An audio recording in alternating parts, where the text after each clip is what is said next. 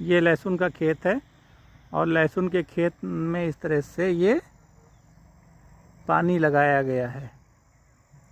किसान भाई, अगर आप भी खेती करना चाहते हैं लहसुन की, तो ये देख लीजिए कि पानी किस तरह से लगाया जाता है। ये देखने की और समझने की बात है। लहसुन में किस तरह से पानी लगाया जाता है, किस तरह से क्यारी बनती हैं, ये आप देख लीजिए। और कितनी कितनी दूर पर भी लहसुन लगाया जाता है, ये भी देख लीजिए। तो इस तरह से ये लहसुन की खेती करने वाले, और घर में भी अगर आप क्यारी में आप लहसुन बो रहे हैं तो वो आप देख लीजिए किस तरह से उसमें आप घर में बो करके और अपनी खेती कर सकते हैं। घर में भी आप लहसुन को उगा सकते हैं। किसान भाइयों, इस समय लहसुन की खेती हो रही है और धान की तो इस समय हो नहीं रही है, गेहूं की खेती हो रही है। तो इसी दो फसलों पे हम चर्चा करेंगे और इसमें क्या करना चाहिए ये सब हम चर्चा करेंगे। तो पहले हम लहसुन की खेती की बात करते हैं। लहसुन की खेती में तो इस समय लगभग बुआई भी हो चुकी है और पहला पानी भी लगने वाला है, बहुत से लगा रहे होंगे। तो उसमें किसान भाइयों, पहले शुरू से मैं चर्चा करता हूं जिससे कि आप लोग अच्छी तरह से समझ सकें, क्योंकि लहसुन बहुत से किसान भाई करते हैं, बहुत से लोग नहीं करते हैं। तो जो लोग नहीं करते हैं वो समझ जाएं कि उसमें क्या क्या होता है।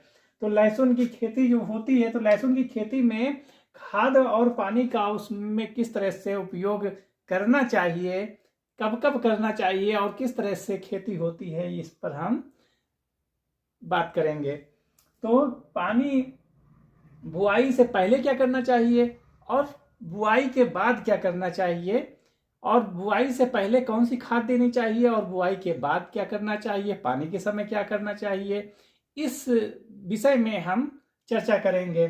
तो गोबर की खाद और नीम की खली, और नीम की खली अगर ना हो तो वर्मी कंपोस्ट, जिसको केचुआ खाद बोलते हैं, तो उसका उपयोग अगर आप खेती लहसुन की जब भी करें तो खेती की बुआई से पहले उसमें गोबर की खाद 8 से 10 टन प्रति एकड़ डाली जाती है और नीम की खली और या फिर केचुआ खाद, जिसको वर्मी कंपोस्ट कहते हैं, वो 1 टन प्रति एकड़ आप उसमें डाल दीजिए, बहुत सही होता है।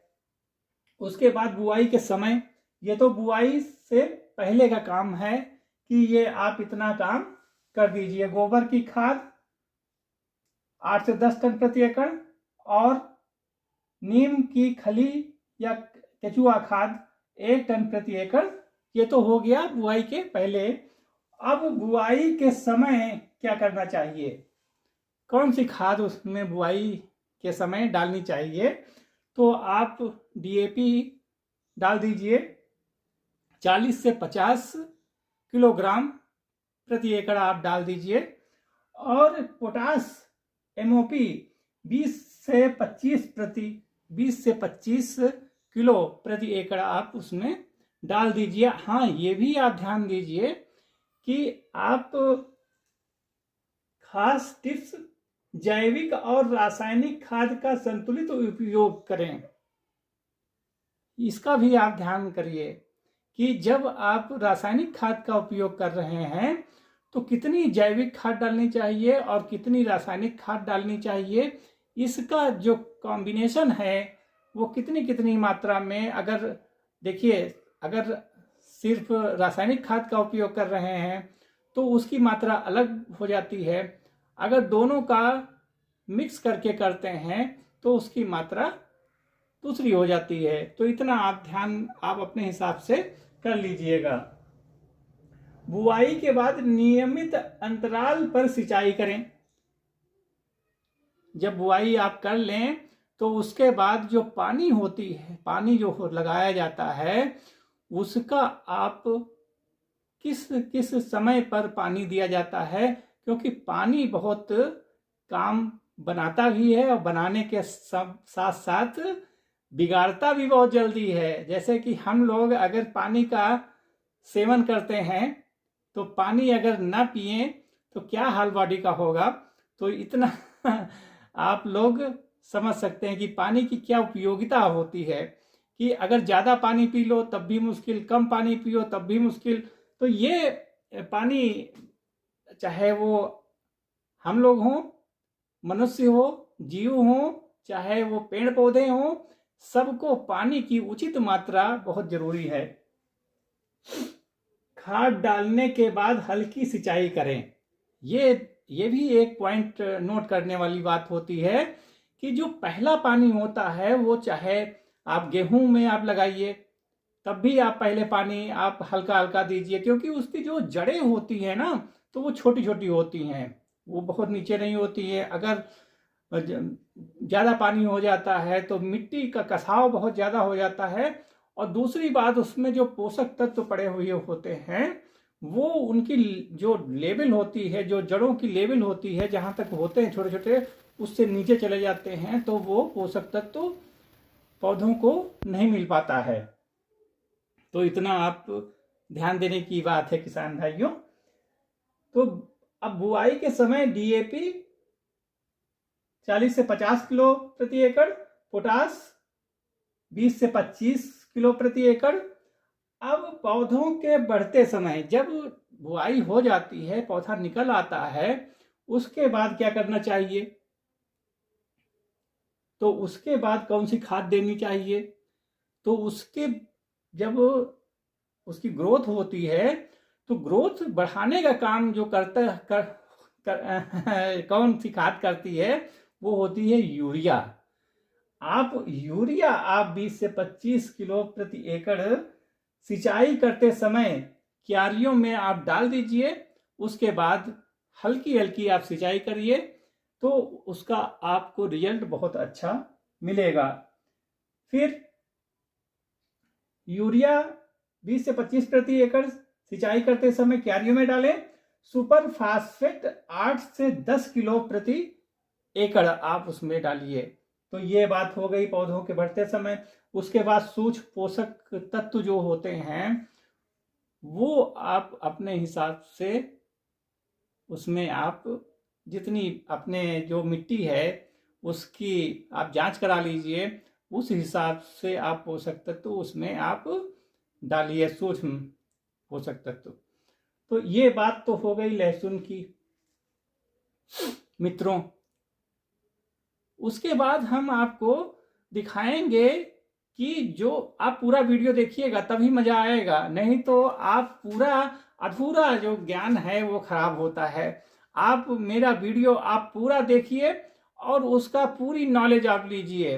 मैं जितना भी मैं बताऊंगा, मैं यहाँ पर तो मैं जो बता रहा हूँ वो तो बता ही रहा हूँ, मैं खेत में चल करके वहाँ पर कैसे क्या हो रहा है उसको आप पूरा मेरा वीडियो आप जब देखेंगे तो आपको बहुत ही नॉलेज मिलेगी, और बहुत ही कैसे कैसे खेती की जाती है हमारे लखनऊ में, उत्तर प्रदेश के लखनऊ में किस तरह से लहसुन और गेहूं की खेती होती है, और उसमें कौन कौन सी कमियां होती हैं, कौन कौन सी अच्छाइयां होती हैं, वो सब आपको देखने की ज़रूरत है और समझने की ज़रूरत है। उससे बहुत सी नॉलेज आपको मिलेगा।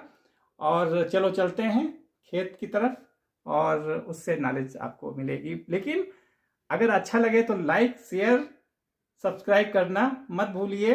आप सब्सक्राइब करेंगे तो मेरी जितनी भी वीडियो होंगी उसकी नोटिफिकेशन आपके पास पहले पहुंचेगा। किसान भाइयों, हम इस समय लहसुन के खेत में खड़े हुए हैं और लहसुन की खेती किस तरह से की जाती है वो आप देख लीजिए। किस तरह से उसमें क्यारी बनी हुई है और कितनी कितनी दूर पर लगाया गया है और कितना पानी दिया जाता है, सिंचाई किस तरह से होती है, पूरा आप देखिए, हम आपको दिखा रहे हैं।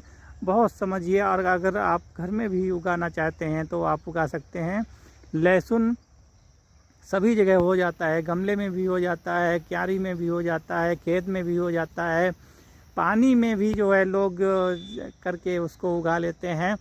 तो लहसुन आप देखिए किस तरह से यहाँ पर ये खेत है और ये छोटा सा खेत है। इसमें क्यारी बनाई गई है। क्यारी बना करके और किस तरह से पानी सिंचाई करने का सिस्टम बनाया गया है। यहाँ पर ये देखिए किनारे किनारे नाली बना दी गई है रोड के किनारे। ये देखिए ये अब इसमें यहाँ पर ये पानी भरा जाता है, फिर ये सीधे सीधे ये इधर जाता है और जा कर के लेफ़्ट साइड और राइट साइड दोनों में जो है हवा काट काट करके पानी सींच लेते हैं। तो छोटी छोटी ये बना करके कि पानी ज़्यादा ना होने पाए, प्रचुर मात्रा में जितनी आवश्यकता होती है उतना ही पानी लहसुन को दिया जाए। तो यहाँ पर ये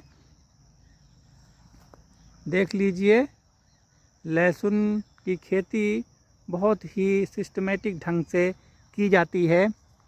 और ये हम उधर चल करके और दिखाते हैं। नहर का किनारा है और इस नहर के किनारे में बहुत अच्छी तरह से ये लहसुन की खेती की जा रही है। और इस तरह से आप अपने घर में, आप अपने लॉन जहाँ पर भी गमला है, क्यारी बनी हुई हैं, साइड में अगर आप कहीं पर भी इसकी खेती करना चाहते हैं तो आप कर सकते हैं।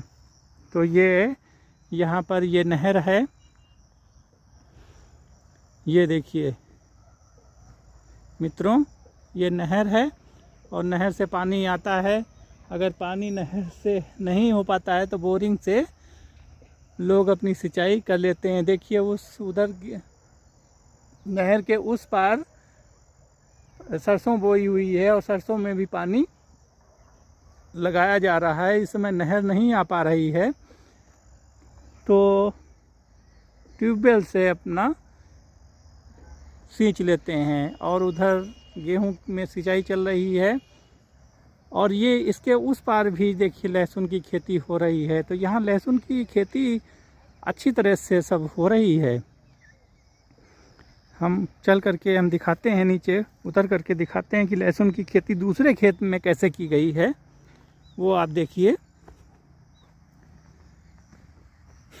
ये नहर है और नहर के इस पार उस पार यहाँ पर ये है खेती की गई है और इधर ये खेती यहाँ पर लहसुन देखिए ये बोया गया है। तो इस तरह से किसान भाई आप अपना क्यारी बना करके और अच्छी तरह से आप गेहूं की खेती और लहसुन की खेती आप कर सकते हैं। आप करिए और अपनी पैदावार बढ़ाइए। यहाँ पर इधर ये सरसों है, ये देखिए ये सरसों की खेती की जा रही है। उधर आम की बाग है, फिर ये गेहूं है। तो हल्का हल्का पानी क्यारी बना करके हल्का हल्का पानी लगाया जाता है। तो इतना आप अगर अच्छा लगे तो आप लाइक करिए और शेयर करिए। हम गेहूं के खेत में हैं और यहाँ पर गेहूं के खेत में पानी लग रहा है और पानी किसान क्या गलती कर रहे हैं उसका आपको मैं बता रहा हूँ कि आप ऐसी गलती मत करिए। तो यहाँ पर देखिए पानी पूरा, ये देखिए पूरा पानी यहाँ पर लग रहा है। ये देखिए इसमें क्यारी नहीं बनाई गई हैं और किसान पूरे खेत में अगर क्यारी बनी हुई है तो बहुत देखिए बहुत बड़ा इसमें भरा हुआ है और छोटी छोटी क्यारी इनको बनानी चाहिए। यहाँ पर देखिए उधर पानी आ रहा है और पूरा लबालब ये देखिए ये यहाँ पर ये आप देख रहे हैं ये देखिए पूरा का पूरा पौधा जो है ये डूबा जा रहा है। इतना पानी भर गया, ये यहाँ से ये देखिए पूरा पानी भर गया। तो ये क्या है इनकी फसल पे बहुत बड़ा असर आएगा। इस तरह से पानी भर देंगे तो जो इसकी जड़ें हैं वो कस जाएंगी। इसलिए आप ऐसी गलती मत करिए। आप ये करिए कि यहाँ पर देखिए ये छोटी छोटी इनको, जैसे ये खेत है इसमें अभी पानी नहीं लगा हुआ है, ये किसान दूसरे किसान का खेत है और यहाँ पर ये देखिए ये क्यारी छोटी छोटी बना दी गई हैं। यहाँ पर और उधर साइड में क्यारी नहीं बनी हुई हैं, वो ऐसे ही पानी भर रहे हैं। और ये किसान छोटा छोटा देखिए, ये यहाँ पर क्यारी है और ये क्यारी नुमा इसमें पानी लगाया जाएगा। तो ऐसी गलती किसान भाई आप जो वो गलती कर रहे हैं किसान, वो आप गलती ना करें और अपनी खेत में पहला पानी आप लगाइए और उसमें जो भी खाद और बुआई के समय अगर जो आप बो रहे हैं वो बोने के समय अगर खाद कोई नहीं डाल पाए हैं तो आप पहले पानी में आप उसकी पूर्ति कर सकते हैं। तो किसान भाई इतना आप ध्यान दीजिए और आप अपनी फसल को अच्छे उत्पादन के लिए, अच्छी पैदावार के लिए आपको बहुत ध्यान देने की ज़रूरत है। अगर आप गेहूं की खेती करते हैं तो गेहूं की खेती करने का मतलब ये नहीं कि पानी थोड़ी थोड़ी चीज़ों के ऊपर भी बहुत बड़ा असर पैदावार पे आ जाती है, और आप ऐसी गलती ना करें। पहला पानी आप हल्का पानी दीजिए और ये जो गलती कर रहे हैं वो ऐसी गलती आप ना करें तो ज़्यादा अच्छा होगा। देखिए पूरा का पूरा लबालब भरा हुआ है किसान भाई, ऐसी गलती कर रहे हैं। हमें लगता है कि ये जैसे फ्री में पानी आ रहा हो। और ये देखिए पूरे खेत में ऐसे ही पानी भरा जा रहा है, जो कि अब देखिए यहाँ पर ये मुड़ेर बना रहे हैं और उसमें कितना पहले से अगर बना होता तो इतना नुकसान ना होता। तो किसान भाई इतना ध्यान दीजिए, अगर आप खेती कर रहे हैं गेहूं की तो उसमें पहले पानी पर आप उसमें उचित खाद दीजिए, फिर उसके बाद दूसरे पानी पर दूसरी खाद दीजिए। इतना आप विशेष ध्यान दीजिए। तो यहाँ पर ये देखिए बगुला, यहाँ पर जो पानी लगते समय जो कीड़े मकोड़े होते हैं वो ये पक्षियाँ चट कर जाती हैं।